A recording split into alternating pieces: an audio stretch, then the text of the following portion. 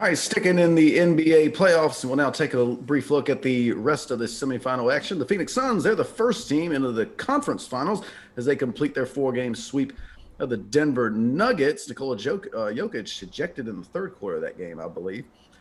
So Phoenix into the Western Conference semifinals. Meanwhile, the Atlanta Hawks and Philadelphia 76ers, their game five will tip off probably about a half an hour. The Hawks even that series two apiece by virtue of a 103 to 100 win a couple nights ago. And the Clippers and Jazz, they got a game five tonight as well. That'll tip a little after 10 Eastern.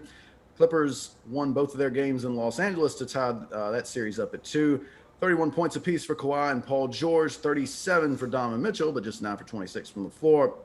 But also some injuries to be of note. Kawhi Leonard tweaked his right knee in Game 4. He's going to be out for Game 5, and his availability for the rest of the series is in doubt. And Chris Paul has recently entered the NBA health and safety protocols. I don't know much about what that means, but anyway, Drink. The rest of this action. What do you make of it? Well, injuries, to be honest with you. I mean, it feel like every series outside of the Suns and Nuggets, because it's over with.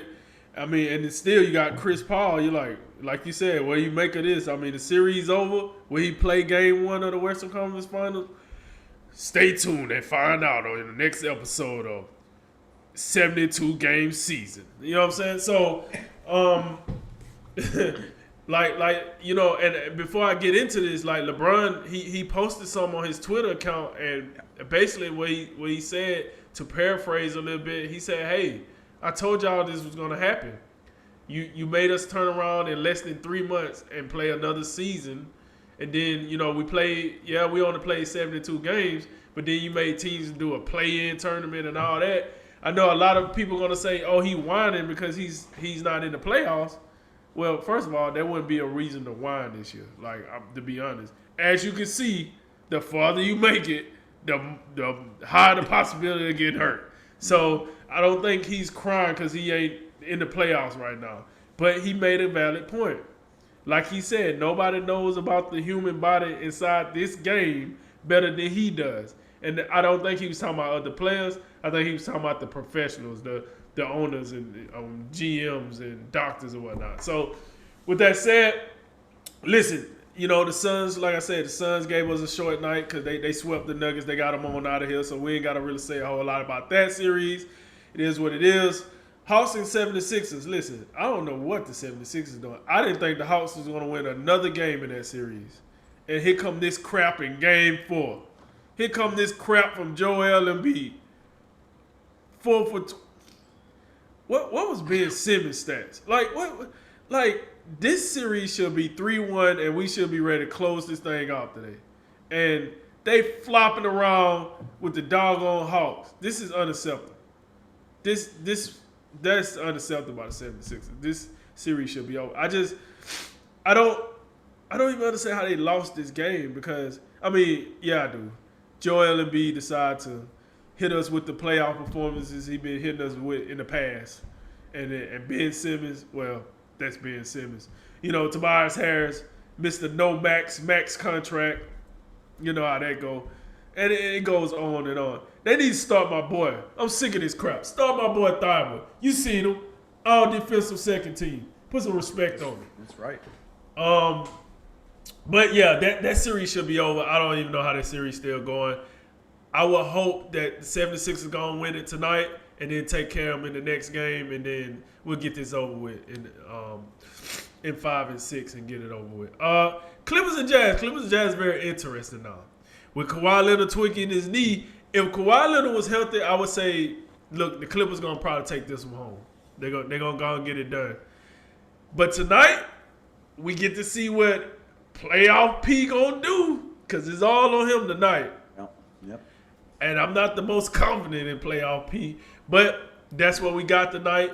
So, listen, if Paul George lets Donovan Mitchell outplay him tonight, it is going to be some serious doubt about him. It really is. Because now I hear people saying, Paul George, he a number one on most teams, but on this team, he number two because of Kawhi. No, He number 2 because Kawhi is better. It ain't got nothing to do with the names. It ain't got nothing to do with the resumes. It got something to do with your performance. And you're not going to tell me Paul George has been outplaying Kawhi since they've been on this team together. That's just not it. Now tonight, though, he gets to show if he could be a number 1 on somebody's team. Because if you get outplayed by Donovan Mitchell, that theory is out of here. It's out of here. But if you were to win this game tonight for the Clippers without Kawhi Leonard, it brings more confidence that maybe you are the player that, you know, people want to see or people are hyped about when you first got to the Clippers. So we'll see. But I think the onus tonight's game between the Clippers and Jazz is solely on the Jazz. The best player in this series is not playing tonight. That means Utah, Donovan Mitchell, Rudy Gobert, Joe Ingles, number 1 3-point make team in the NBA against the number 1 3-point take team in the NBA. The Jazz should win this game tonight. If they don't, I'm going to look at them just like I looked at Milwaukee last night. Like, what are we doing? Yeah. What are we doing? Like, I'm giving you the plate. All you got to do is eat, and you just drop the plate, right? Okay, cool. So, I think how I see tonight going with the 2 games, the 76ers will win game 5, right? We'll be 3-2 going back to Atlanta. The Jazz will win game 5. We'll be 3-2 going back to LA. And then from that point, we'll see what they do. But, you know, like I said, I want to give a shout out to the Suns for making this easy for your boy today. A little under the weather, so I guess I ain't got to say much about that series, but that's how I look at the other 2 games. Yeah, I think the Clippers and Jazz is the most compelling to me right now. And yes, all of these, every semifinal series in some way, shape, or form has been just marred by injuries. Not just, you know, coincidentally. I just happened to see that LeBron James tweet before we started this segment. Okay. I think there was some merit to what he had to say. But yeah, it's true. Like, you look at the Clippers and Jazz, now you have Kawhi out right now. Also, don't forget Mike Conley's not available right now for the Jazz. Right. And then, you know, Hawks and 76ers. I think we know DeAndre Hunter's out. But Joel Embiid, like, he's not himself right now, and I think that's gonna be the determining factor. Like, how I think he's a game time decision tonight, although I think he's gonna play. But, you know, I think the difference in that series is gonna be, like, can Joel Embiid overcome that and perform a 4 for 20? That's going to open the door for the Hawks to perhaps steal this series, unless Ben Simmons comes out here and starts making free throws. Or Tobias Harris, you know, I've been a little bit complimentary of him lately. You might need a little bit more from Tobias Harris, and then, you know, unleash some of those other backcourt guys, you know, in the absence of Danny Green. But then the, you know, Suns and Nuggets, you have the Chris Paul situation now. But also, you know, don't forget, no Jamal Murray. Big deal, because the backcourt in that series was such a huge mismatch. So now I'm looking at, and it, by the way, at least for Chris Paul, it wasn't a, you know, presumably it's a COVID issue. He's not injured. So, but yeah, you know, to go back to the Clippers and Jazz with no Kawhi, this is going to be a Paul George, Donovan Mitchell kind of matchup. And I think this is an opportunity, because we both have been pretty critical of Paul George in the past year or so. But this is a chance for him to come out and prove that he can be the lead man, as he has been in previous points of his career.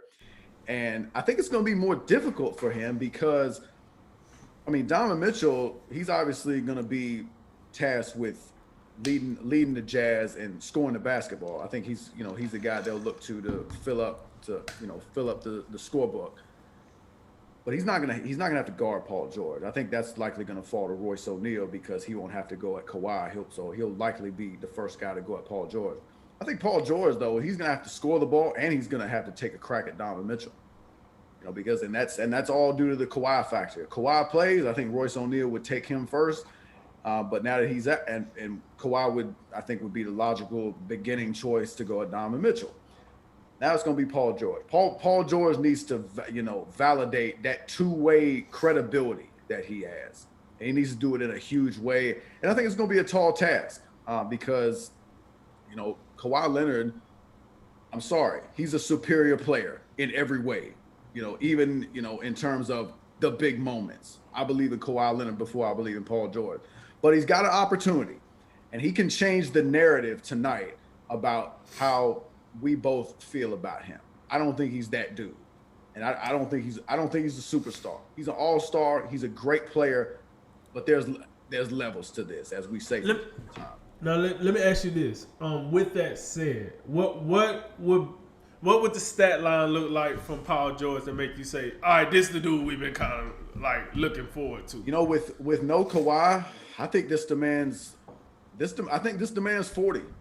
I think this type of game demands 40. And I also think it's one of those games where you need to make Donovan Mitchell work. And I'm not saying Paul George has to be the guy the whole game, but I would say like come fourth quarter, I think Paul George is going to have to stick Donovan Mitchell and hold him down. You can't just let Donovan Mitchell like do whatever and be that free flowing. And like with no Mike Conley, I mean, you would think that it would be a little bit easier because Mike Conley is no scrub. Like I know, he got his first and it's kind of a, participation all-star game with all these injuries. But he made an all-star game. He's a fine player in this league. So, but like I said, with Atlanta and Philly, I think it's all about Joel Embiid's knee. But I do think he overcomes it and they win Game 5.